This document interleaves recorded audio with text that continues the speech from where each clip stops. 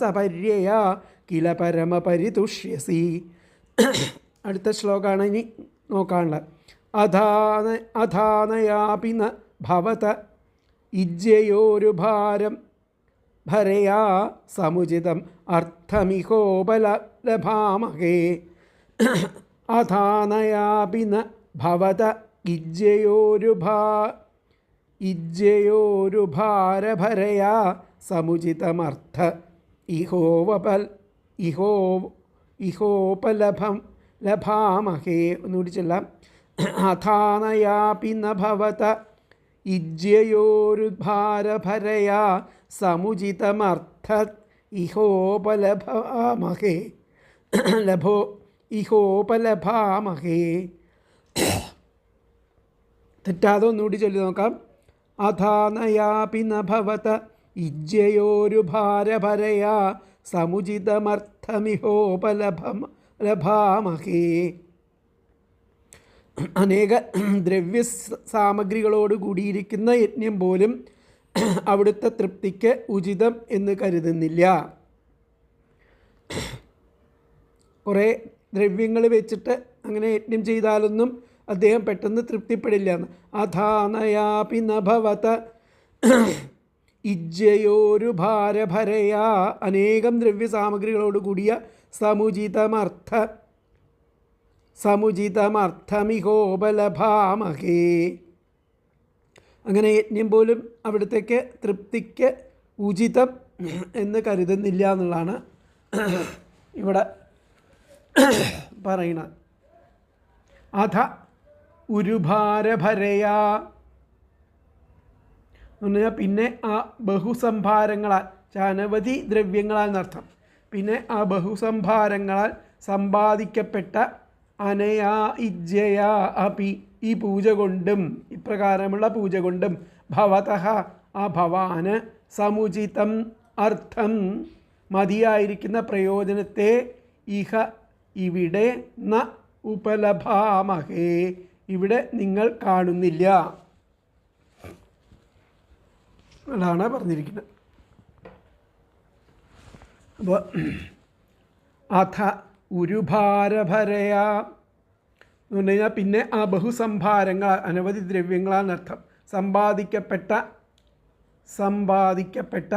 അനയാ ഇജ്ജയാ അപി ഈ പൂജ കൊണ്ടും, ഭവതഃ ആ ഭവാന്, സമുചിതം അർത്ഥം മതിയായിരിക്കുന്ന പ്രയോജനത്തെ, ഇഹ ഇവിടെ, ന ഉപലഭാമഹേ ഞങ്ങൾ കാണുന്നില്ല. അതാണ് അധാനയാപി ന ഭവത ഇജ്ജയോരുഭാരഭരയാ സമുചിതമർത്ഥമിഹോപലഭാമഹേ. അപ്പം പരമപ്രേമ പരിശുദ്ധം അല്ലാതിരിക്കുന്ന പക്ഷം ആ അനേക സാധനങ്ങൾ സമ്പാദിച്ചുകൊണ്ട് ഞങ്ങൾ ചെയ്യുന്ന പൂജയാലും അങ്ങയ്ക്ക് സമുചിതമായിരിക്കുന്ന പ്രയോജനം എന്തെങ്കിലും ഉണ്ടെന്ന് ഞങ്ങൾ വിചാരിക്കുന്നില്ല. പ്രേമസൂചകം പൂജയെ സ്വീകരിക്കുന്നു എന്നതല്ലാതെ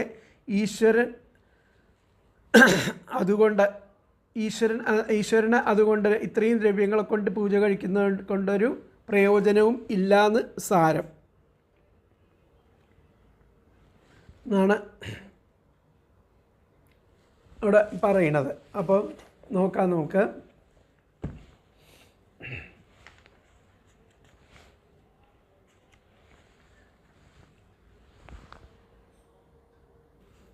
അപ്പോൾ അഥാദയാപി ന ഭവത ഇജ്ജയോരുഭാരഭരയാ സമുചിതമർത്ഥമിഹോപലഭാമഹേ.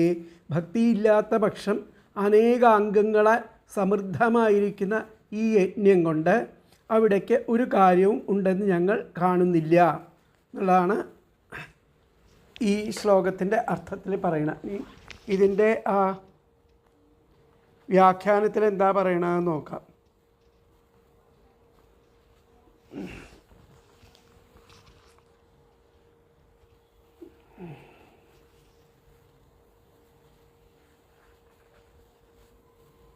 ഇപ്പോൾ എത്രാമത്തെ, 7ാമത്തെ ശ്ലോകം.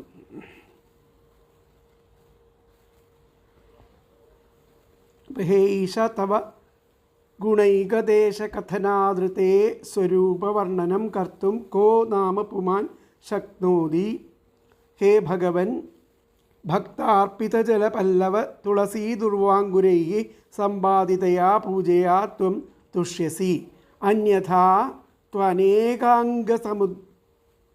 സമൃദ്ധേന അനേക അംഗങ്ങളാൽ സമൃദ്ധമായിട്ടുള്ള അന്യഥ അല്ലെങ്കിൽ ഈ അനേകം അംഗങ്ങളാൽ സമൃദ്ധമായിട്ടുള്ള യോഗേനാപി യോഗങ്ങളെ കൊണ്ട് തവാപേക്ഷിതമർത്ഥം അങ്ങേ എങ്ങനെ പൂജിക്കുകയാണെന്നുണ്ടെങ്കിൽ പൂജിച്ച് അങ്ങയോട് അപേക്ഷിക്കുകയാണ്. നൈവ പശ്യാമഹ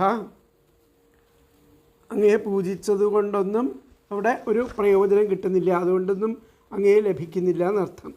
അപ്പോൾ അന്യഥാ ത്വനേകാംഗസമൃദ്ധേന യാഗേനാപി, യോഗേനാപി എന്നല്ല യാഗേനാപി. അപ്പോൾ അന്യഥാ അനേക ദ്രവ്യങ്ങളെ കൊണ്ടുള്ള യാഗങ്ങളെ കൊണ്ടും അങ്ങയെ തവാപേക്ഷിതമർത്ഥം അങ്ങയാൽ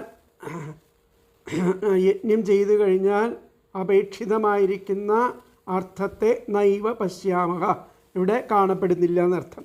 അന്യഥാ ത്വനേകാംഗസമൃദ്ധേന യാഗേനാപി തവാപേക്ഷിതമർത്ഥം നൈവ പശ്യാമഹ എന്നുള്ളതാണ് വ്യാഖ്യാനത്തിൽ പറഞ്ഞിരിക്കുന്നത്. അപ്പം അടുത്ത ശ്ലോകം നമുക്ക് നോക്കാം. ആത്മന ഏവാനുസവനമഞ്ജസാ വ്യതിരേകേണ ബോഭൂയമാനാശേഷപുരുഷാർത്ഥ സ്വരൂപസ്യ കിംതു നാഥാശിഷ ആശാസാനാമേതത് അഭിസംരാധനമാത്രം ഭവിതുമർഹതി. ഒന്നും കൂടി നോക്കാം. ആത്മന ഏവാനുസവനമഞ്ജസാ വ്യതിരേകേണ ബോഭൂയമാനാശേഷപുരുഷാർത്ഥ സ്വരൂപസ്യ കിംതു നാഥാശിഷ ആശാസാനാമേതത് അഭിസംരാധനമാത്രം ഭവിതുമർഹതി. അഞ്ജസ അവ്യതിരേകേണ ആ പരമാർത്ഥത്തിൽ ആ മറവ് കൂടാതെ, അഞ്ജസ വ്യതിരേകേണ പരമാർത്ഥത്തിൽ മറവ് കൂടാതെ ആത്മനഃ ഏവ അനുസവനം സ്വതവേ തന്നെ ആ സർവകാലത്തും ബോഭൂയമാനം അശേഷം ബോഭൂയമാന അശേഷ പുരുഷാർത്ഥ സ്വരൂപസ്യ സ്വതവേ സർവകാലത്തും ഏറ്റവും വർദ്ധിച്ച സമസ്ത പുരുഷാർത്ഥങ്ങളാകുന്ന ആ സ്വരൂപം ഉള്ളവനായിരിക്കുന്ന അങ്ങയ്ക്ക് എന്നർത്ഥം. ബോഭൂയമാനേ അശേഷ പുരുഷാർത്ഥ സ്വരൂപസ്യ ഏറ്റവും വർദ്ധിച്ച സമസ്ത പുരുഷാർത്ഥങ്ങളുമാകുന്ന ആ സ്വരൂപമുള്ളവനായിരിക്കുന്ന അങ്ങയ്ക്ക് ആത്മനഃ ആത്മാവിൽ നിന്ന് ആശിഷ ആശിസ്സുകളെ ആശാസാനാനാം ആഗ്രഹിക്കുന്ന അസ്മാകം ഏതത് കിംതു ഞങ്ങളുടെ ഈ വക യജ്ഞമാകട്ടെ അഭിസംരാധനം മാത്രം ആരാധന മാത്രമായിട്ട് ഭവിതും അർഹതി ഭവിക്കുവാൻ അർഹിക്കുന്നു. അഞ്ജസ അവ്യതിരേകേണ പരമാർത്ഥത്തിൽ മറവ് കൂടാതെ ആത്മനഃ ഏവ അനുസവനം സ്വതവേ തന്നെ സർവകാലത്തും ബോഭൂയമാന അശേഷ പുരുഷാർത്ഥ സ്വരൂപസ്യ ഏറ്റവും വർദ്ധിച്ച സമസ്ത പുരുഷാർത്ഥങ്ങളാകുന്ന ആ സ്വരൂപമുള്ളവനായിരിക്കുന്ന അങ്ങയ്ക്ക് ആത്മനഃ ആത്മാവിൽ നിന്നും ആശിഷ ആശിസ്സുകളെ ആശാസാനാനാം ആഗ്രഹിക്കുന്ന അസ്മാകം ഏതത് കിം തു ഞങ്ങളുടെ ഈ വക യജ്ഞമാകട്ടെ അഭിസംരാധന മാത്രം ആ ആരാധന മാത്രമായിട്ട് ഭവിതും അർഹസി ഭവിക്കും എന്നുള്ളതാണ് പറയുന്നത്. അപ്പോൾ ആ പരമാർത്ഥത്തിൽ ആ മറവ് കൂടാതെ ആ സ്വതവേ തന്നെ സർവകാലത്തും ഏറ്റവും വർദ്ധിച്ച സമസ്ത പുരുഷാർത്ഥങ്ങളും ഉള്ളതാകുന്ന സ്വരൂപമായിട്ടിരിക്കുന്ന അങ്ങയ്ക്ക് ആത്മാവിൽ നിന്നും ആശിസ്സുകളാഗ്രഹിക്കുന്ന ഈ ഞങ്ങളുടെ ഈ യജ്ഞങ്ങൾ വെറും ആരാധനയായിട്ട് മാത്രം ആയിത്തീരണു എന്നുള്ളതാണ് പറയണം. വെറും ആരാധനയായിട്ട് മാത്രം തീരണു എന്ന് പറയുകയാണ്. അഞ്ജസ അവ്യതിരേകേണ ആത്മനഃ ഏവ അനുസവനം ബോഭൂയമാന അശേഷ പുരുഷാർത്ഥസ്വരൂപസ്യ ആത്മനഃ ആശിഷഃ ആശാസാനാനാം അസ്മാകം ഏതത് കിം തു അഭിസംരാധനാമാത്രം ഭവിതും അർഹതി. അപ്പോൾ അങ്ങ് അർത്ഥികൾക്ക് ഏത് പുരുഷാർത്ഥവും പ്രദാനം ചെയ്യുന്നവനാണ്. അപ്രകാരമുള്ള ആ പുരുഷാർത്ഥ സ്വരൂപിയായിരിക്കുന്ന അങ്ങയുടെ അനുഗ്രഹത്തെ കാക്ഷിക്കുന്ന അടിയങ്ങൾ നടത്തുന്ന ഇത്തരം യജ്ഞാദികൾ ആരാധന എന്നതിൽ കവിഞ്ഞ് പൂർണ്ണമായിട്ടും അങ്ങ് അർഹിക്കുന്ന ആ സമർപ്പണമായിട്ട് ഭവിക്കുകയില്ല. മനുഷ്യസാധ്യമായത് ഇത്രയേ ഉള്ളൂ. ബ്രഹ്മത്തിൽ അതൊന്നും പര്യാപ്തമല്ല എന്നും അതെങ്ങനെ എന്ന അറിവ് പോലും ആ പ്രപഞ്ചത്തിൽ ലഭ്യമല്ലെന്നും ഉള്ള ഭാവം കൊണ്ട് പറയുകയാണ് ഇവിടെ. അതാണ് ആത്മന ഏവാനുസവനം അഞ്ജസാ വ്യതിരേകേണ ഭൂഭൂയമാനാശേഷ പുരുഷാർത്ഥ സ്വരൂപസ്യ കിം തു നാഥാശിഷ ആശാസാനാം ഏതദഭിസംരാധനം മാത്രം ഭവിതുമർഹതി. നമ്മൾ ചെയ്യുന്ന ഈ യജ്ഞം ഒരു വെറും യജ്ഞമായിട്ട് അവശേഷിക്കുന്നു. കേവലം ഒരു വേണ്ട വിധത്തിൽ ആയിത്തീർന്നോളം നില്ല ചെയ്യുന്ന ഈ യജ്ഞം എന്നുള്ള നിലയ്ക്കാണ് അവർ പറയുന്നത്. അപ്പോൾ ഇവിടെ സർവദാ സാക്ഷാത്തായിട്ട് സമന്വയിച്ച് പ്രകാശിക്കുന്ന ആ സർവ പുരുഷാർത്ഥ സ്വരൂപനായിരിക്കുന്ന ആ സർവാത്മാവായി ആയിരിക്കുന്ന ഇന്ദ്രവടിക്ക് ഈ യജ്ഞാദികൾ കൊണ്ടെല്ലാം എന്തു കാര്യം? ഇതുകൊണ്ടൊന്നും അത്ര കാര്യമായിട്ട് ഒന്നും അവിടുത്തേക്ക് പ്രയോജനമില്ല. എന്തു കാര്യം എന്നാൽ ആ യജ്ഞാദികൾ വ്യർത്ഥമാണോ? അല്ലെന്ന് പറയണു. ഹേ നാഥ, സകാമന്മാരായിരിക്കുന്ന ഞങ്ങളുടെ ഒരു ആരാധനാ സമ്പ്രദായം മാത്രമാണ് ഇത്. അത് വ്യർത്ഥമല്ല. എന്താ വെച്ചാൽ സകാമന്മാർക്ക് ഈ യജ്ഞങ്ങളൊക്കെ പറയപ്പെട്ടിട്ടുള്ളതാണ് ചെയ്യാൻ. അപ്പം അതുകൊണ്ട് ഹേ നാഥ, സകാമന്മാരായിരിക്കുന്ന ഞങ്ങളുടെ ഓരോരോ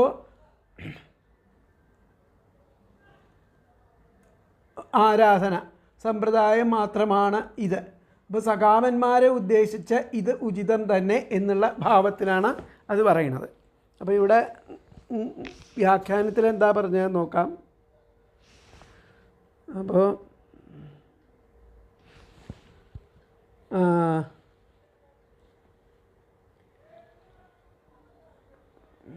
ഇവിടെ പറഞ്ഞിരിക്കുന്നത് പറയാം. യോ പശ്യാമഹ നാഥ, അല്ലയോ നാഥ, സാക്ഷാത് സകല പുരുഷാർത്ഥ സ്വരൂപസ്യ, സകല പുരുഷാർത്ഥങ്ങളുടെയും സ്വരൂപമായിരിക്കുന്ന അങ്ങയുടെ തവ ആരാധന മാത്രം, അങ്ങയുടെ ഒരു ആരാധന മാത്രം, സകാമാനാം അസ്മാകം, സകാമന്മാരായിരിക്കുന്ന ഞങ്ങളുടെ ഒരു ആരാധന മാത്രം, അസ്മാകം ഏവോപപദ്യത്തെ ആയിത്തീരണു. ഇത് അങ്ങനെയുള്ള ഒരു യജ്ഞം ആയിട്ട് തീരണു. സാക്ഷാത് സകല പുരുഷാർത്ഥ സ്വരൂപസ്യ തദാരാധന മാത്രം, ആ സകല പുരുഷാർത്ഥ സ്വരൂപനായിരിക്കുന്ന സാക്ഷാത്തായിരിക്കുന്ന അങ്ങയിൽ ചെയ്യുന്ന ഒരാരാധന മാത്രം. ഇത് വലിയ ഒരു ജ്ഞാനയജ്ഞം ഒന്നുമല്ല, ഒരു കർമ്മയജ്ഞമാണ്. സകാമന്മാർ ചെയ്യുന്ന ഒരു കർമ്മയജ്ഞമായിട്ട് അങ്ങ് കിടക്കുക. അതാണ് സകാമാനാമസ്മാകം ഏവോപപദ്യതേ ന തവ. ഇത് അങ്ങയ്ക്ക് അത്ര പ്രിയപ്പെട്ടതൊന്നും ആവുകയില്ല എന്നുള്ളതാണ് അവിടെ അർത്ഥം വരുന്നത്. ഹേ നാഥ, സാക്ഷാത് സകല പുരുഷാർത്ഥ സ്വരൂപസ്യ തവ ആരാധന മാത്രം, സകാമാനാം അസ്മാകം ഏവോപപദ്യതേ ന തവ എന്നുള്ളതാണ് അതിൻ്റെ വ്യാഖ്യാനമായിട്ട് വരുന്നത്. അപ്പോൾ അടുത്ത ശ്ലോകം നോക്കാം നമുക്ക്. തദ്യഥാ ബാലിശാനാം സ്വയമാത്മനഃ ശ്രേയഃ പരമവിദുഷാം പരമപുരുഷപ്രകർഷ കരുണയാ സ്വമഹിമാനം ചാപവർഗാഖ്യമുപകൽപ്പയിഷ്യൻ സ്വയം നാപജിത ഏവേതരവതിഹോപലക്ഷിതഃ. എന്നുകൂടി പറയാം.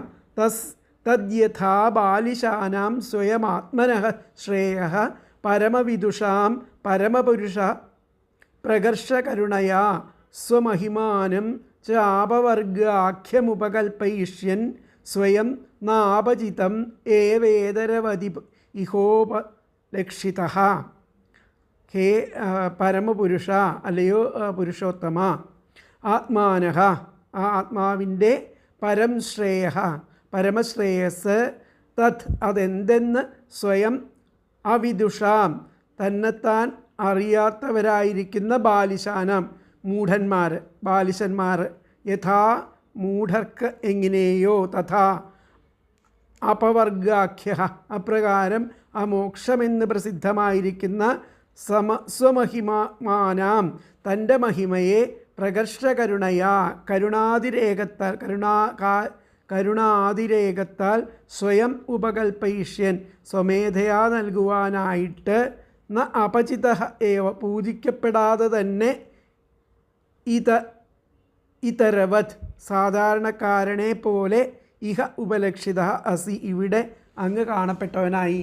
അപ്പം കഴിഞ്ഞ ശ്ലോകത്തിൽ പറഞ്ഞത് അഞ്ജസ, പരമാർത്ഥത്തിൽ അവ്യതിരേകേണ, ആ മറവ് കൂടാതെ, അനുസവനം, എപ്പോഴും ബോഭൂയമാനം ആനാശേഷ പുരുഷാർത്ഥ സ്വരൂപസ്യ, ഏറ്റവും വർദ്ധിച്ചിരിക്കുന്ന സമസ്ത പുരുഷാർത്ഥങ്ങളുടെയും നിധാനം ആയിരിക്കണ ആത്മനഃ ഏവ, ആത്മാവിൽ നിന്നു തന്നെ, ആശിഷ, വരങ്ങളെ, ആശാസാനാനാം, ആഗ്രഹിച്ചു കൊണ്ടിരിക്കുന്ന, അസ്മാകം, ഞങ്ങളുടെ, ഇത് അഭിസംരാധനാമാത്രം, ആദരപൂർവകമായിരിക്കുന്ന പൂജ മാത്രമായിട്ട് ഭവിത്തും അർഹസി എന്ന് പറഞ്ഞു, ഭവിപ്പാൻ യോഗ്യമാകുന്നു എന്ന് പറഞ്ഞു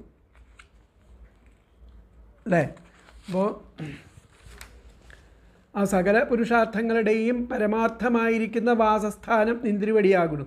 നിരന്തരം അഭിന്നഭാവേന വർദ്ധിച്ചു വരുന്ന ആ പുരുഷാർത്ഥങ്ങളുടെ നിധാനം ആയിരിക്കുന്ന ആ ആത്മാവിൽ നിന്ന്, നിന്തിരുവടിയിൽ നിന്ന് ആ വരങ്ങളെ ആഗ്രഹിക്കുന്ന ഞങ്ങൾ അങ്ങയെ പ്രസാദിപ്പിക്കുവാൻ ഈ വിധം പൂജിക്കുന്നതായിട്ട് മാത്രമേ ഇതിനെപ്പറ്റി വിചാരിപ്പാനുള്ളൂ. അങ്ങയുടെ ആ പ്രയോജനത്തിനായിട്ടല്ല ഞങ്ങളുടെ പൂജ. സ്വാമിയിൽ നിന്ന് അനുഗ്രഹം ആഗ്രഹിക്കുന്ന ആ ഭൃത്യജനം സ്വാമിയുടെ മുമ്പാകെ സമർപ്പിക്കുന്ന കാഴ്ചദ്രവ്യത്തിൻ്റെ സ്ഥാനത്തിൽ ഈ പൂജാദ്രവ്യങ്ങളെ സമർപ്പിക്കുകയെന്ന് മാത്രം. അത് കഴിഞ്ഞിട്ടാണ് പറഞ്ഞ തദ്യഥാ ബാലിശാനാം സ്വയമാത്മനഃ ശ്രേയ പരമവിദുഷാം പരമപുരുഷ പ്രകർഷ കരുണയാ സ്വമഹിമാനം ചാപവർഗാഖ്യം ഉപകൽപ്പയിഷ്യൻ സ്വയം നാപചിത ഏവേതര ദിഹോപലക്ഷിതഃ. പരമപുരുഷ, ഹേ പുരുഷോത്തമ, പരമ, അല്ലയോ പരമാത്മസ്വരൂപിൻ, പരമാനന്ദ സ്വരൂപ, ആത്മനഃ ശ്രേയസ, ആത്മാവിൻ്റെ ശ്രേയസ്സിനെ, പരം അവിദുഷാം, ഒട്ടും അറിയാതിരിക്കുന്ന, ബാലിശാനാം, ആ യഥാ മൂഢന്മാർക്കെന്ന പോലെ, ബാലിശാനാം യഥാ, മൂഢന്മാർക്കെന്ന പോലെ, പ്രകർഷകരുണയാ, ശ്രേഷ്ഠമായ കാരുണ്യത്താൽ, അപവർഗാഖ്യം, മോക്ഷം എന്നു പേരായ സ്വമഹിമാനം, അങ്ങയുടെ ആ മഹിമയെ ഉപകൽപ്പയിഷ്യൻ ഞങ്ങൾക്ക് നൽകുവാനായിട്ട്, ന അപചിത ഏവഹ, പൂജിക്കപ്പെടാത്തവനായിട്ട് തന്നെ, ഇതരവത്, അസാധാരണക്കാർക്ക് എന്ന പോലെ, ഇഹ ഉപലക്ഷിത, ഇവിടെ അങ്ങയെ കാണപ്പെട്ടുവല്ലോ എന്നാണ് ചോദിച്ചിരിക്കുന്നത്. അപ്പോൾ ഞങ്ങൾക്ക് അങ്ങയുടെ ആ മഹിമ എന്തെന്ന് അറിയില്ല, മോക്ഷം എന്നാൽ എന്തെന്നറിയില്ല, ഭഗവാനെ ആരാധിക്കാനും അറിയില്ല. അങ്ങനെ അത്തരം ആ മൂഢന്മാരായ അടിയങ്ങളുടെ ആ ഭക്തിയുടെ പാരവശ്യത്തിൽ സന്തുഷ്ടനായ അങ്ങ് അടിയങ്ങളുടെ വാഞ്ചിതത്തെ സ്വയമേവ അറിഞ്ഞിട്ട് അനുഗ്രഹിപ്പാനായിട്ട് ഇവിടെ എഴുന്നള്ളിയിരിക്കുകയാണ്.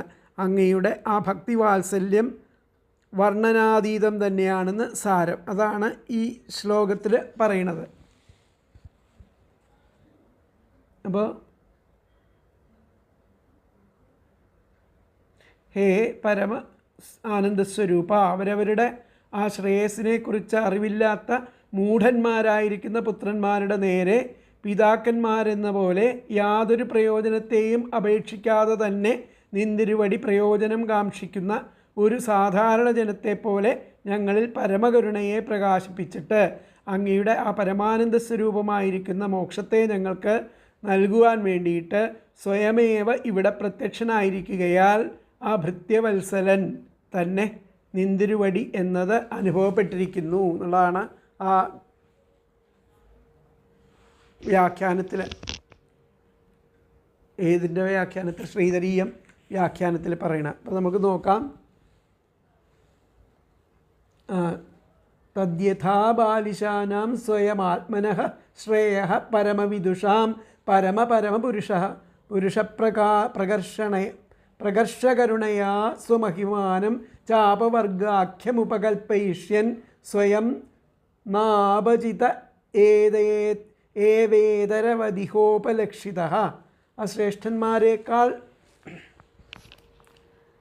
ശ്രേഷ്ഠനായിരിക്കുന്ന പുരുഷോത്തമ, ബാലിശന്മാരും തങ്ങളുടെ ആ ജീവിത ലക്ഷ്യം എന്തെന്നറിയാത്തവരുമായിരിക്കുന്ന അടിയങ്ങളുടെ നേരെയുള്ള വർദ്ധിച്ച കരുണ കൊണ്ട് തൻ്റെ ആ മഹിമാസ്വരൂപമായിരിക്കുന്ന മുക്തിയെയും അഭീഷ്ടത്തെയും സമ്പാദിച്ചു തരുവാനായിട്ട് യഥാവിധി പൂജിക്കപ്പെടാതെ തന്നെ പരിപൂർണനായിരിക്കുന്ന അവിടുന്ന് ഈ സാധാരണക്കാരന് എന്ന പോലെ ഇവിടെ കാണപ്പെടുന്നു എന്നുള്ളതാണ് പറയുന്നത്. അപ്പോൾ ഇതിൽ വ്യാഖ്യാനത്തിൽ എന്താ പറഞ്ഞത് നോക്കാം.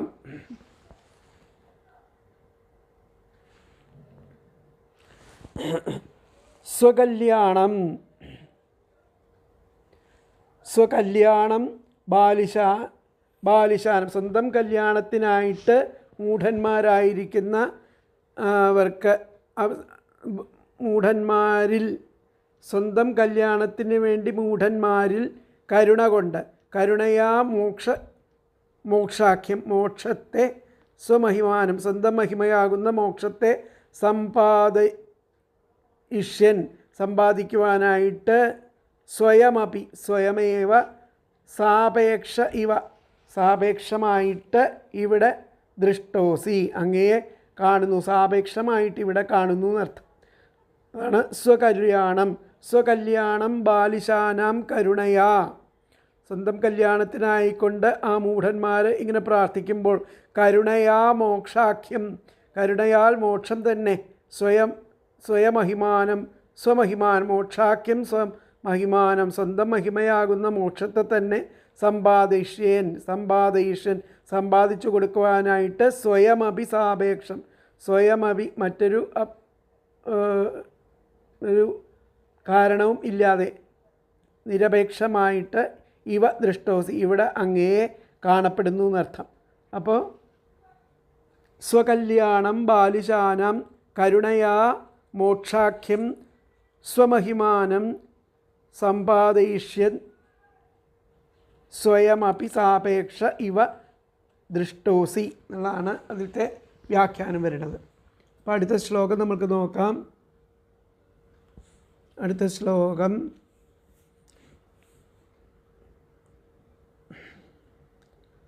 അഥായമേവ വരോ ഹ്യർഹത്തമയർഹി ബർഹിഷി രാജർഷേർ വരദർഷഭോ ഭവാൻ നിജപുരുഷേക്ഷണ വിഷയ ആസീത്. അഥായമേവ വരോ ഹ്യർഹത്തമയർഹി ബർഹിഷി രാജർഷേർ വരദർഷഭോ ഭവാൻ നിജപുരുഷേക്ഷണ വിഷയ ആസീത്. അല്ലയോ പൂജ്യന്മാരിൽ ശ്രേഷ്ഠനായിട്ടുള്ളവനെ,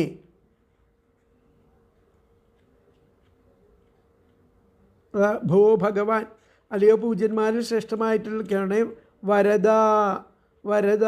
വരദാതാക്കന്മാരിലെ ഉത്തമനായ അങ്ങ്, ഹ്യർഹത്തമ യർഹി വരദാതാക്കന്മാരിൽ ഉത്തമനായിരിക്കുന്ന അങ്ങ് രാജർഷിവര്യനായ നാഭിയുടെ രാജർഷേർ വരദർഷഭോ നാഭിയുടെ യജ്ഞശാലയിൽ, ആ നാഭിയുടെ യജ്ഞശാലയിൽ ഭക്തന്മാർക്ക് ഇന്ദ്രിയഗോചരനായിട്ട് പ്രത്യക്ഷപ്പെട്ടത് തന്നെ ഉത്തമമായിരിക്കുന്ന ഒരു വരമാണ്. അങ്ങയുടെ ആ സ്വന്തം സ്വരൂപത്തെ കാണിച്ചുകൊണ്ടുള്ള അങ്ങയുടെ ഈ വരവ്, ഈ ആവിർഭാവം, ഇത് വളരെ ഒരു അർഹിക്കപ്പെട്ട ഭക്തന്മാർക്ക് അർഹിക്കപ്പെട്ട വരമായിട്ട് കണക്കാക്കുന്നു എന്നുള്ളതാണ് പറയുന്നത്. അഥായമേവ വരോ ഹ്യർഹത്തമയർഹി ബർഹിഷി രാജർഷേർ വരദർഷഭോ ഭവാൻ നിജപുരുഷേക്ഷണ വിഷയ ആസീത്. വരദർഷഭ ഭവാൻ വരദാനം ചെയ്യുന്നവരിൽ, വരദർഷഭ ഭവാൻ വരദാനം ചെയ്യുന്നവരിൽ ഉത്തമനായിരിക്കുന്ന അങ്ങ് രാജർഷേഹേ രാജർഷിയുടെ ബർഹിഷി യാഗത്തിൽ നിജപുരുഷേക്ഷണ വിഷയ ആ നിജപുരുഷന്മാരുടെ, അതായത് യഥാർത്ഥ പുരുഷന്മാരുടെ നേത്രങ്ങൾക്ക് വിഷയമായിട്ട് യർഹി ആസീൽ എപ്പോൾ ഭവിച്ചുവോ അർഹത്തമ അത്യന്തം പൂജ്യ അയം ഏവ വരഹ ഇതുതന്നെ നമുക്ക് ലഭിക്കുന്ന ഏറ്റവും ശ്രേഷ്ഠമായിരിക്കുന്ന വരം. അതാണ് അഥായമേവ വരോ ഹി അർഹത്തമയർഹി ബർഹിഷി രാജർഷേർ വരദർഷഭയോ ഭവാൻ നിജപുരുഷേക്ഷണ വിഷയ ആസീത്. അല്ലയോ വരദർഷഭ ഭവാൻ വരദാനം ചെയ്യുന്നവരിൽ ഉത്തമനായിരിക്കുന്ന അങ്ങ് രാജർഷേഹേ ആ രാജർഷിയുടെ ബർഹിഷി ആ യാഗത്തിൽ നിജപുരുഷേക്ഷണ വിഷയ ആ നിജപുരുഷന്മാരുടെ നേത്രങ്ങൾക്ക് വിഷയമായിട്ട് യർഹി ആസീൽ എപ്പോൾ ഭവിച്ചുവോ അർഹത്തമം അത്യന്തം പൂജ്യ അർഹത്തമ എന്നുള്ള അത്യന്തം പൂജ്യ അയം ഏവ വരഹ ഇതുതന്നെയാണ് നമുക്ക് ലഭിച്ചിരിക്കുന്ന ഏറ്റവും സർവശ്രേഷ്ഠമായിരിക്കുന്ന വരം എന്നുള്ളതാണ് പറഞ്ഞിരിക്കുന്നത്. അപ്പോൾ അല്ലയോ പൂജ്യന്മാരിൽ ശ്രേഷ്ഠനായവനെ വരദാതാക്കന്മാരിൽ ഉത്തമനായ അങ്ങ് രാജർഷിവരനായ നാഭിയുടെ ആ യജ്ഞശാലയിൽ ഭക്തന്മാർക്ക് ഇന്ദ്രിയഗോചരനായി പ്രത്യക്ഷപ്പെട്ടത് തന്നെ ആ ഉത്തമമായിട്ടുള്ള ഒരു വരദാനം ആകുന്നു എന്നുള്ളതാണ് പറയുന്നത്. അപ്പോൾ ഹേ പൂജ്യന്മാരിൽ വെച്ചും പൂജ്യനായിട്ടുള്ളവനെ രാജർഷിയായിരിക്കുന്ന നാഭിയുടെ ഈ യാഗത്തിൽ അങ്ങയെ സേവിക്കുന്ന ഞങ്ങളുടെ നേത്രങ്ങളെ ആനന്ദിപ്പിക്കുന്ന ഈ ഉത്തമ രൂപത്തെ പ്രദർശിപ്പിച്ചുവെന്നത് യാതൊന്നോ ഇതുതന്നെ പരമാനുഗ്രഹം ആയിരിക്കുന്നു. വരദാനം ചെയ്യുവാൻ യോഗ്യന്മാരായിരിക്കുന്ന ബ്രഹ്മാദികളിൽ വെച്ചും ഉത്തമനായിരിക്കുന്ന അങ്ങക്ക് യാതൊരു പൂജയും ചെയ്യുവാൻ ഞങ്ങൾ സമർത്ഥരല്ല. ഇപ്പോൾ ഞങ്ങൾക്ക് നൽകിയിരിക്കുന്ന ഈ സന്ദർശനം ആ പരമാനുഗ്രഹം ആയി ഇതിന് അധികം സ്പൃഹണീയം എന്തിരിക്കുന്നു എന്നാണ് ഇവിടെ ചോദിക്കുന്നത്. അപ്പോൾ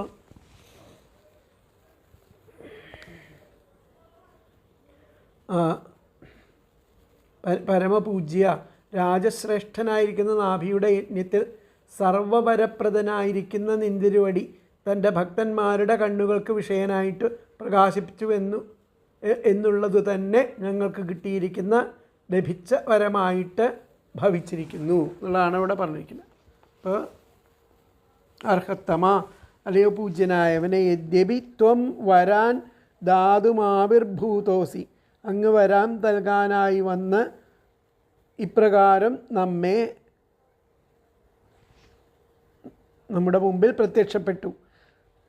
യദ്യപി ത്വം വരാൻ ധാതും ആവിർബഭൂവ വരം നൽകാനായിക്കൊണ്ട് പ്രത്യക്ഷനായി ആവിർഭൂതോസി തഥാപി ത്വദ്ദർശനമേവാസ്മാകം വരേസ്മിൻ അങ്ങയുടെ ആ ദർശനം തന്നെ വലിയ ഒരു വരം ആയിട്ട് ഭവിച്ചു എന്നുള്ളത് പറയുന്നു. അപ്പോൾ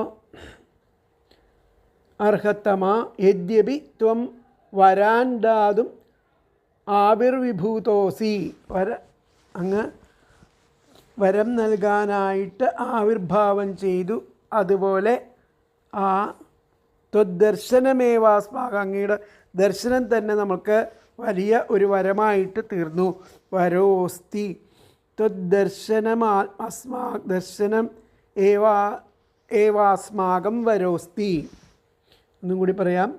അർഹത്തമാ യദ്യപി ത്വം വരാൻ ധാതുമാവിർഭൂതോസി തഥാപി ത്വദ്ദർശനമേവാസ്മാകം വരോസ്തി അതാണ് ആ ശ്ലോകത്തിൻ്റെ വ്യാഖ്യാനമായിട്ട് പറയണം. അടുത്ത ശ്ലോകം നമുക്ക് നോക്കാം. അടുത്തത്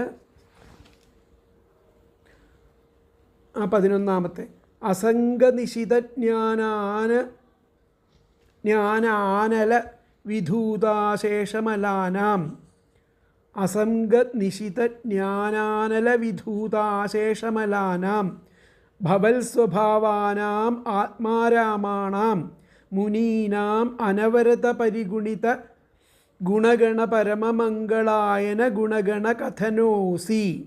എന്നും കൂടി പറയാം. അസംഗനിശിതജ്ഞാനാനലവിധൂതാശേഷമലാനാം ഭവൽ സ്വഭാവാനാം ആത്മാരാമാണാം മുനീനാം അനവരത പരിഗുണിത ഗുണഗണ പരമമംഗളായന ഗുണഗണ കഥനോസി. അപ്പോൾ അസംഗഹ നിശിത ജ്ഞാന ആനല വിധൂത അശേഷമലാനാം എന്ന് പറഞ്ഞു കഴിഞ്ഞാൽ അങ്ങ് ആ നിസ്സംഗതയാകുന്ന അശക്തിയേറിയിരിക്കുന്ന ജ്ഞാനാഗ്നിയാൽ നശിപ്പിക്കപ്പെട്ട ആ സർവവിധ മാലിന്യങ്ങളോടും കൂടിയവരും. അസംഗനിശിത ജ്ഞാനാനല വിധൂത അശേഷമലാനാം അങ്ങ് ആ നിസ്സംഗതയാക്കുന്ന അശക്തിയേറിയ ജ്ഞാനാഗ്നിയാൽ നശിപ്പിക്കപ്പെട്ട ആ സർവവിധ മാലിന്യങ്ങളോട് കൂടിയവരും. ഭഗവത് സ്വഭാവാനാം അങ്ങയുടെ അതേ സ്വഭാവം ഉള്ളവരും ആയിരിക്കുന്ന ആത്മാരാമാണാം മുനീനാം ആത്മാരാമന്മാരായിരിക്കുന്ന മുനീശ്വരന്മാർക്ക് അനവരത പരിഗുണിത ഗുണഗണ എപ്പോഴും ഗണിക്കപ്പെടുന്ന ഗുണഗണങ്ങളോട് കൂടിയവനും പരമമംഗളായനം ഗുണഗണകഥനഃ ആ പരമമംഗളത്തെ പ്രദാനം ചെയ്യുന്ന ഗുണഗണങ്ങളാൽ കീർത്തിക്കപ്പെടുന്നവനും അർഹനും അർഹനും ആകുന്നു.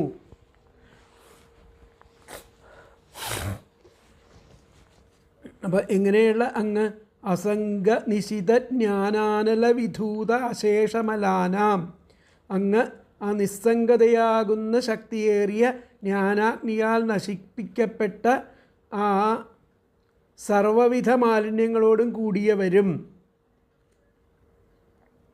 ഭഗവത് സ്വഭാവാനാം അങ്ങയുടെ അതേ സ്വഭാവം ഉള്ളവരുമാകുന്ന ആത്മാരാമാണാം മുനീനാം ആത്മാരാമന്മാരായിരിക്കുന്ന മുനീശ്വരന്മാർക്ക് അനവരത പരിഗുണിത ഗുണഗണ എപ്പോഴും ഗണിക്കപ്പെടുന്ന ഗുണഗണങ്ങളോടുകൂടിയവനും പരമമംഗളായന ഗുണഗണ കഥനഃ ആ പരമമംഗളത്തെ പ്രദാനം ചെയ്യുന്ന ഗുണഗണങ്ങളാൽ കീർത്തിക്കപ്പെടുവാൻ അർഹനും ആകുന്നു. അപ്പോൾ അസംഗ നിശിത ജ്ഞാനാനല വിധൂത അശേഷമലാനാം ഭഗവത് സ്വഭാവാനാം ആത്മാരാമാണാം മുനീനാം അനവരത പരിഗുണിത ഗുണഗണഃ പരമമംഗളായന ഗുണഗണ കഥനഃ ഗുണകഥ അസി എന്നുള്ളതാണ് പറഞ്ഞിരിക്കുന്നത്. അതായത് അങ്ങ് ആ നിസ്സംഗതയാകുന്ന അശക്തിയേറിയ ജ്ഞാനാഗ്നിയാൽ നശിപ്പിക്കപ്പെട്ട സർവവിധ മാലിന്യങ്ങളോട് കൂടിയവരും ആ അങ്ങയുടെ സ്വഭാവമുള്ളവരും ആയ ആ ആത്മാരാമന്മാരായിരിക്കുന്ന ആ മുനീശ്വരന്മാർക്ക് എപ്പോഴും ഗണിക്കപ്പെടുന്ന ആ ഗുണഗണങ്ങളോട് കൂടിയവനും പരമമംഗളത്തെ പ്രദാനം ചെയ്യുന്ന ഗുണഗണങ്ങളാൽ കീർത്തിക്കപ്പെടുവാൻ അർഹനും ആകുന്നു. ജ്ഞാനം കൊണ്ട് ആ ഭൗതികാസക്തിയെ നശിപ്പിച്ച യോഗീശ്വരന്മാർ അങ്ങയുടെ ഗുണഗണങ്ങൾ വാഴ്ത്തുന്നു. അങ്ങയുടെ ആ ദിവ്യലീലകളെ പുകഴ്ത്തുന്നത് തന്നെ പരമശ്രേയസ്സിന് ഉത്തമ മാർഗം എന്നർത്ഥം.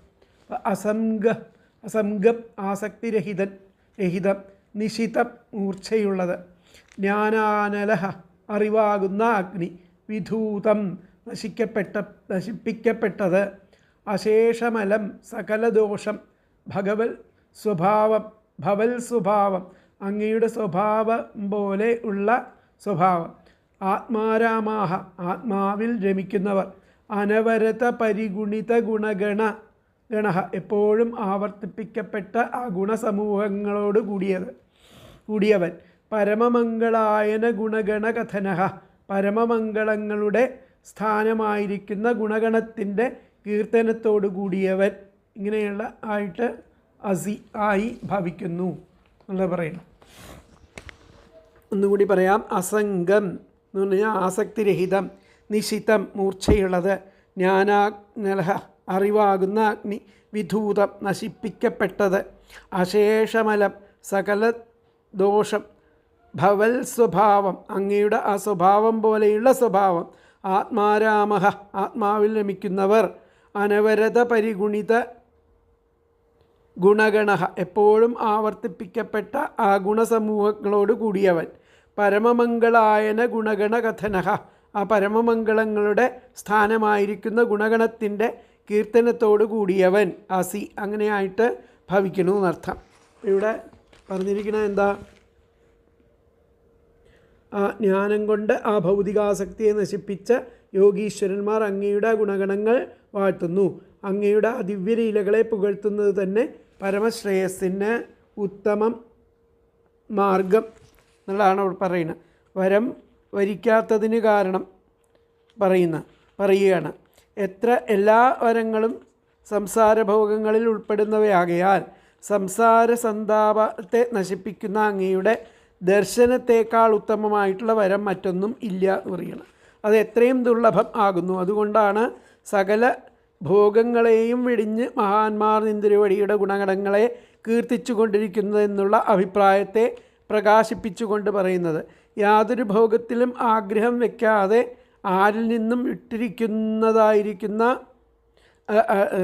ആഗ്രഹം വയ്ക്കാതെ അതിൽ നിന്നും വിട്ടിരിക്കുന്നതായിരിക്കുന്ന വൈരാഗ്യത്താൽ ശക്തിയോടുകൂടിയ ജ്ഞാനമാകുന്ന അഗ്നിയാൽ ദൂരീകരിക്കപ്പെട്ട രാഗാദി ദോഷങ്ങളോടുകൂടിയ ആയതിനാൽ നിന്തിരുവടിയുടെ അസ്വഭാവ സാദൃശ്യത്തെ പ്രാപിച്ചവരും ആത്മാവിൽ തന്നെ ആനന്ദം അനുഭവിക്കുന്നവരുമായ മുനികൾക്കും കൂടി ആ പരമാനന്ദത്തെ ജനിപ്പിക്കുന്ന അങ്ങയുടെ ആ ഗുണഗണങ്ങളുടെ കീർത്തനത്തെ ഒരു കാലത്തും അവർ ഉപേക്ഷിക്കുന്നില്ല.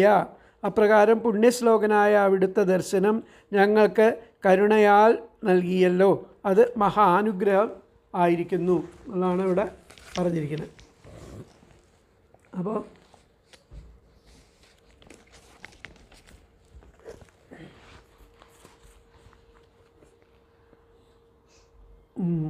വൈരാഗ്യത്താൽ കൂടപ്പെട്ട ആ ജ്ഞാനാഗ്നിയാൽ സർവമലങ്ങളെയും നശിപ്പിച്ചവരും അതുകൊണ്ട് തന്നെ അവിടുത്തെ സ്വഭാവം പോലെയുള്ള സ്വഭാവത്തോടു കൂടിയവരും ആത്മാരാമന്മാരും ആയിരിക്കുന്ന മുനീശ്വരന്മാർക്കും അവരാൽ നിരന്തരം വർണ്ണിക്കപ്പെട്ട ഗുണഗണങ്ങളോട് കൂടിയ അല്ലയോ ഭഗവൻ പരമമംഗളശ്രേഷ്ഠം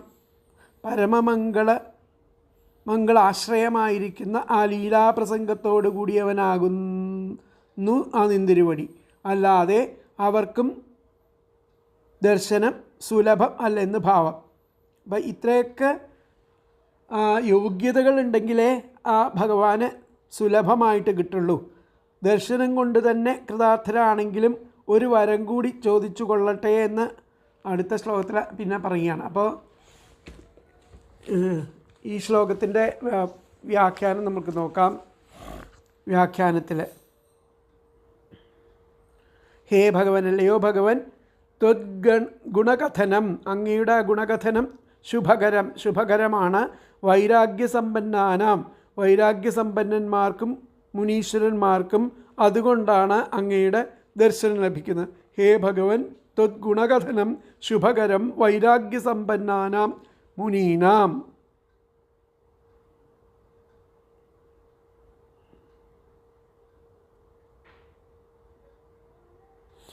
അപ്പോൾ ഇവർക്കെല്ലാവർക്കും അങ്ങയുടെ ആ സ്വരൂപമായിട്ടുള്ളവർക്ക് അങ്ങയുടെ ഈ ഗുണങ്ങളുടെ കഥനം വളരെ ശുഭകരവും അതുപോലെ മംഗളത്തെയും ഒക്കെ നൽകുന്നതാണ്. ഏ ഭഗവൻ ത്വദ് ഗുണകഥനം ശുഭകരം വൈരാഗ്യസമ്പന്നാനാം മുനീനാം എന്നുള്ളതാണ് ഇവിടെ പറഞ്ഞിരിക്കുന്നത്.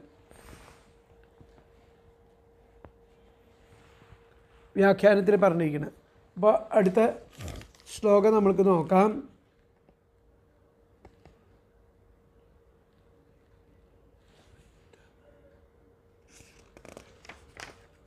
അടുത്ത ശ്ലോകം വന്നിട്ട് അഥ കഥഞ്ചിൽ സ്ഖലന ക്ഷുൽപതന ജൃംഭണ ദുരവസ്ഥാനാദിഷു വിവശാനാം നഹ സ്മരണായ ജ്വരമരണദശായാമപി സകലകശ്മലനിരസനാനി തവ ഗുണകൃതനാമധേയാനി വചനഗോചരാണി ഭവന്തു. അഥ കഥഞ്ചിൽ സ്ഖലന ക്ഷുൽപതന ജൃംഭണ ദുരവസ്ഥാനാദിഷു വിവശാനാം നഹ സ്മരണായ ജ്വരമരണദശായാമപി സകലകശ്മലനിരസനാനി തവ ഗുണകൃതനാമധേയാനി വചനഗോചരാണി ഭവന്തു. സ്ഖലന ക്ഷുൽപതന ജൃംഭണ ദുരവസ്ഥാനാദിഷു കാലിടറൽ സ്ഖലനം, വിശപ്പ് ക്ഷുത്ത്, കാലിടറൽ വിശപ്പ്, വീഴ്ച പതനം വീഴ്ച, ക്ഷീണിച്ച് ജൃംഭണ ക്ഷീണിച്ച് കോട്ടുവായിടൽ, ജൃംഭേണ ക്ഷീണിച്ച് കോട്ടുവായിടൽ, ദുരവസ്ഥാനാദിഷു ദുഷിച്ച അവസരം ഇത്യാദി ക്ലേശങ്ങൾ അനുഭവിക്കേണ്ടി വരുമ്പോഴും ജ്വരമരണാശായാം അപി ജ്വരം മുതലായിരിക്കുന്ന രോഗം ബാധിക്കുമ്പോഴും മരണത്തെ മരണത്തിൻ്റെ അഭിമുഖമായിരിക്കുമ്പോഴും വിവശാനാം അനുഭവിക്കുന്ന അങ്ങനെയുള്ള ആൾക്കാർ നസ്മരണയാ അടിയങ്ങളുടെ സ്മരണയ്ക്ക് അഥ കഥഞ്ചിൽ വല്ലവിധവും സകലകശ്മല നിരസനാനി എല്ലാ പാപങ്ങളെയും അകറ്റുന്ന തവ ഗുണ കൃതനാമധേയാനി അങ്ങയുടെ ആ ദിവ്യലീലകളെ കീർത്തിക്കുന്ന നാമധേയങ്ങൾ വചനഗോചരാണി ഉച്ചരിക്കയാൽ പ്രാപ്തങ്ങളായി ഭവിക്കണമേ എന്നുള്ളതാണ് പറയുന്നത്. അപ്പോൾ ഒന്നുകൂടി നോക്കാം. സ്ഖലന ക്ഷുൽപതന ജൃംഭേണ ദുരവസ്ഥാനാദിഷു അവസ്ഥാനം ആദിഷു കാലിടറല വിശപ്പ് വീഴ്ച ക്ഷീണിച്ച് കോട്ടുവായിടൽ ദുഷിച്ച അവസരം ഇത്യാദി ക്ലേശങ്ങൾ അനുഭവിക്കേണ്ടി വരുമ്പോഴും ഇങ്ങനെയുള്ള അവസരത്തിലൊക്കെയും മരണാശായാം അപി ജ്വരം മുതലായിട്ടുള്ള രോഗം ബാധിക്കുമ്പോഴും മരണത്തെ അഭിമുഖീകരിക്കുമ്പോഴും വിവശാനാം വിവശത അനുഭവിക്കുന്ന നഹ ഞങ്ങൾ സ്മരണയാ അടിയങ്ങളുടെ സ്മരണയ്ക്ക് അഥ കഥഞ്ചിൽ വല്ലവിധവും സകലകശ്മല നിരസനാനി എല്ലാ പാപങ്ങളെയും അകറ്റുന്ന അങ്ങയുടെ ഗുണനാമധേയാനി അങ്ങയുടെ ദിവ്യലീലകളെ കീർത്തിക്കുന്ന നാമധേയങ്ങൾ വചനഗോചരാണി ഉച്ചരിക്കുവാൻ പ്രാപ്തങ്ങളായി അങ്ങനെ നമുക്ക് അത് അങ്ങയുടെ ഗുണകഥനങ്ങളെ പാടാനും അങ്ങയുടെ നാമങ്ങൾ ചൊല്ലാനുമുള്ള ആ വരം ലഭിച്ചു. ഭവന്തു അങ്ങനെ വന്നു പെടണേ, അങ്ങനെ ഭവിക്കണമേ എന്നുള്ളതാണ് പറയുന്നത്. അതായത് എന്തു തന്നെ കഷ്ടപ്പാട് വന്നാലും വിശിഷ്യ മരണസമയത്തും ഭഗവൻ നാമങ്ങൾ ഉച്ചരിക്കുവാനുള്ള കഴിവ് നഷ്ടപ്പെടാതിരിക്കാൻ അനുഗ്രഹിക്കണമേ എന്നാണ് ഈ ശ്ലോകത്തിൻ്റെ പ്രാർത്ഥന. അഥ കഥഞ്ചിൽ സ്ഖലന ക്ഷുൽപതന ജൃംഭണ ദുരവസ്ഥാനാദിഷു വിവശാനാം നസ്മരണായ ജ്വരമരണദശായാമപി സകലകശ്മല നിരസനാനി തവ ഗുണകൃത നാമധേയാനി വചനഗോചരാണി ഭവന്തു എന്നുള്ളതാണ്. അപ്പം എന്ത് തന്നെ കഷ്ടപ്പാട് വന്നാലും വിശിഷ്യ മരണസമയത്തും ഭഗവൻ നാമങ്ങൾ ഉച്ചരിക്കാനുള്ള കഴിവ് നഷ്ടപ്പെടാതിരിക്കാൻ അനുഗ്രഹിക്കണമേ എന്നുള്ളതാണ് പ്രാർത്ഥന എന്നാണ് പറയുന്നത്. അപ്പോൾ നമുക്ക് നോക്കാം.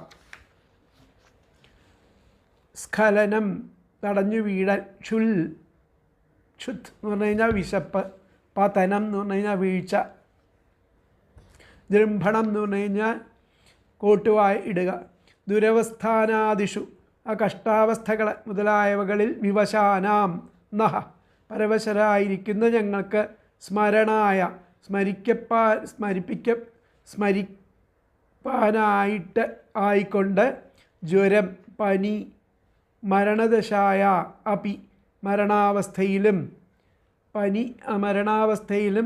സകല കശ്മല നിരസനാനി അസകല പാപങ്ങളെയും നശിപ്പിക്കുന്ന തവ ഗുണകൃതനാമധേയാനി അങ്ങയുടെ ആ ഗുണത്താൽ സിദ്ധമായിരിക്കുന്ന നാമധേയങ്ങൾ വചനഗോചരാണി ഭവന്തു വാഗ്വിഷയങ്ങളായിട്ട് ഭവിക്കട്ടെ എന്നുള്ളതാണ് പറഞ്ഞിരിക്കുന്നത്. അപ്പോൾ തടഞ്ഞു വീഴൽ, വിശപ്പ്, വീഴ്ച, കോട്ടുവായിടൽ തുടങ്ങിയ കഷ്ടാവസ്ഥകൾ മുതലായവയിൽ ആ പരവശരായിരിക്കുന്ന ഞങ്ങൾക്ക് ആ സ്മരിക്കാനായിക്കൊണ്ട് ആ പനി, മരണ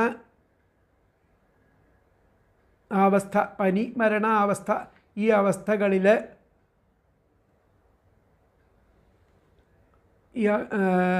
സകല പാപങ്ങളും നശിപ്പിക്കപ്പെടുന്ന അങ്ങയുടെ ആ ഗുണഗണത്താൽ സിദ്ധമായിരിക്കുന്ന നാമധേയങ്ങൾ, അങ്ങയുടെ നാമങ്ങൾ അടിയങ്ങളുടെ വാക്കുകളിൽ വന്നിട്ട് വിഷയങ്ങളാകണേ. വചനഗോചരാണി ഭവന്തു, വാഗ്വിഷയങ്ങളായിട്ട് ഭവിക്കട്ടെ. ദുർലഭമായിരിക്കുന്ന ഭഗവത് ദർശനം സിദ്ധിച്ചത് തന്നെ മഹാപ്രസാദം ആയിട്ട് കരുന്നു. അങ്ങയുടെ ദർശനം തന്നെ മഹാപ്രസാദമായിട്ട് കരുന്നു. എങ്കിലും ഭഗവാന്റെ അന്തർധാനാനന്തരവും, ഭഗവാൻ അന്തർധാനം ചെയ്താൽ അതിനപ്പുറവും ഭഗവത് സ്മൃതിയും, അങ്ങയുടെ സ്മരണ ഉണ്ടാവണം. ഭഗവൻ നാമോച്ചാരണവും, ഭഗവാന്റെ നാമങ്ങൾ എപ്പോഴും അടിയങ്ങളുടെ വാക്കുകളിൽ വന്നിരിക്കണം, വായിൽ വന്നിരിക്കണം. അങ്ങനെ ഞങ്ങൾക്ക് ഉണ്ടാവാൻ അനുഗ്രഹിക്കണം എന്ന് പ്രാർത്ഥിക്കുകയാണ് ചെയ്യുന്നത്. ഏതെങ്കിലും സന്ദർഭത്തിൽ തടഞ്ഞു വീഴുക, അതുപോലെ വിശപ്പ് മുതലായ ദുഃഖങ്ങൾ ബാധിക്കുക, വീഴുക, കോട്ടുവായിടുക, അതുപോലെ മറ്റേതെങ്കിലും കഷ്ടാവസ്ഥകൾ വന്നു ചേരുക, ജ്വരാദി രോഗങ്ങൾ ബാധിക്കുക, മരണസമയമെടുക്കുക, ഇങ്ങനെയുള്ള അവസരങ്ങളിൽ അവശന്മാരായി ഭവിച്ചിരുന്നാലും വാസനാബലം നിമിത്തം അങ്ങയുടെ ആ ഗുണഗണങ്ങളെ സൂചിപ്പിക്കുന്ന നാമധേയങ്ങൾ ഞങ്ങളുടെ വാഗ്വിഷയങ്ങളായിട്ട് ഭവിക്കണം. അറിഞ്ഞോ അറിയാതെയോ ഉച്ചരിച്ച മാത്രയിൽ സകല പാപങ്ങളെയും സംഹരിപ്പാനുള്ള ശക്തി ആ നാമങ്ങൾക്ക് ഉള്ളതിനാൽ അവയെ നിരന്തരം കീർത്തിപ്പാനും അങ്ങയുടെ രൂപത്തെ സ്മരിപ്പാനും ഞങ്ങൾക്ക് മനസ്സുണ്ടാകുവാൻ അനുഗ്രഹിക്കണം. നാമസങ്കീർത്തനം ഭക്തന്മാരുടെ ജീവനദ്രവ്യം ആണെന്ന് ഇവിടെ സൂചിപ്പിക്കപ്പെട്ടിരിക്കുകയാണ്.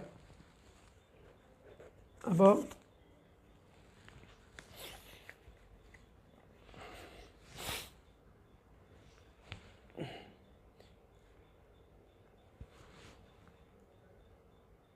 അതൊക്കെ ഈ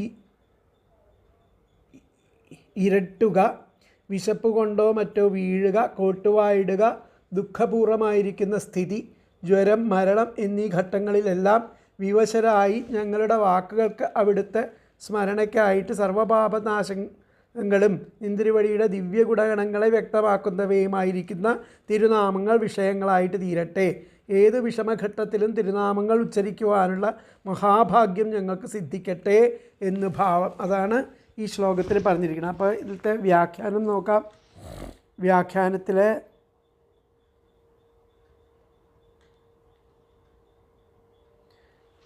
ഹേ ഭഗവൻ, ത്വദ്ഗുണകഥനം ശുഭകരം വൈരാഗ്യസമ്പന്നാനാം മുനീനാം. ഹേ ഹരേ, സ്ഖലന ക്ഷുത്പതന ജൃംഭണജ്വരമരണ ദുഃഖസ്ഥാനാദിഷു പരാധീനാനാം ത്വാം സ്മർത്തുമശക്താനാം നഃ സകലദുഃഖനാശകം കാനി തവ നാമാന്യസ്മാദ്വാണ്യാം പ്രകടീ. എന്ന് കഴിഞ്ഞാൽ അല്ലയോ ഹരേ, സ്ഖലനം പതിക്കുക, ക്ഷുത് വിശക്കുക, പതനം വീഴുക, കോട്ടുവായിടുക, ജ്വരം, മരണം തുടങ്ങിയിട്ടുള്ള ദുഃഖകരമായിരിക്കുന്ന അവസ്ഥകളിൽ പോലും പരാധീനന്മാരായിരിക്കുന്ന ഞങ്ങൾക്ക് ത്വാം അങ്ങയുടെ സ്മരണ, ആ സമയത്ത് നമുക്ക് അങ്ങയുടെ സ്മർത്തുമശക്താനാം, അങ്ങയെ സ്മരിക്കുന്നതിന് ശക്തി ഉണ്ടാവില്ല. അങ്ങനെയുള്ള നമ്മൾക്ക് സകല ദുഃഖനാശകാനി, ആ സകല ദുഃഖങ്ങളും നശിക്കാനായിക്കൊണ്ട് തവ നാമാന്യസ്മദ്വാണ്യ, അങ്ങയുടെ നാമങ്ങൾ നമ്മുടെ വാണിയിൽ, നമ്മളുടെ നാവിൽ പ്രകടിക്കണം എന്നുള്ളതാണ് പറഞ്ഞത്. ഹേ ഹരേ, അല്ലയോ ഹരി ഭഗവാനെ, സ്ഖലന ക്ഷുൽപതന ജൃംഭണ ജ്വര മരണ ദുരവസ്ഥാനാദിഷു, ഇപ്രകാരമുള്ള ഈ ക്ലേശപൂർവിഷ്ടമായ അവസ്ഥകളിലൊക്കെ പരാധീനന്മാരായിരിക്കുന്ന നമ്മൾക്ക് ത്വാം അങ്ങയുടെ സ്മർത്തുമശക്താനാം, അങ്ങയുടെ സ്മരണയ്ക്ക് അശക്തന്മാരായിട്ടുള്ള ഞങ്ങളിൽ നഹ സകല ദുഃഖനാശകാനി, സകല ദുഃഖങ്ങൾക്കും നാശകമായിരിക്കുന്ന തവ നാമാന്യസ്മത് അങ്ങയുടെ നാമങ്ങൾ അപ്പോൾ അവാണ്യാം പ്രകടീ ഭവന്തു അവാണികളിൽ വടിയങ്ങളുടെ വാക്കുകൾ വന്ന് ഭവിക്കണമേ. ഹേ ഹരേ സ്ഖലന ക്ഷുത്പതന ജൃംഭണ ജ്വരമരണ ദുഃഖസ്ഥാനാദിഷു പരാധീനാനാം ത്വാം സ്മർത്തുമശക്താനാം ന സകല ദുഃഖനാശകാനി തവ നാമാന്യസ്മത് വാണ്യാം പ്രകടീഭവന്തു എന്നുള്ളതാണ് അതിലത്തെ വ്യാഖ്യാനം. ബാക്കിയുള്ള ഭാഗങ്ങൾ അടുത്ത ക്ലാസ്സിൽ എടുക്കാം. ഹരേ കൃഷ്ണ.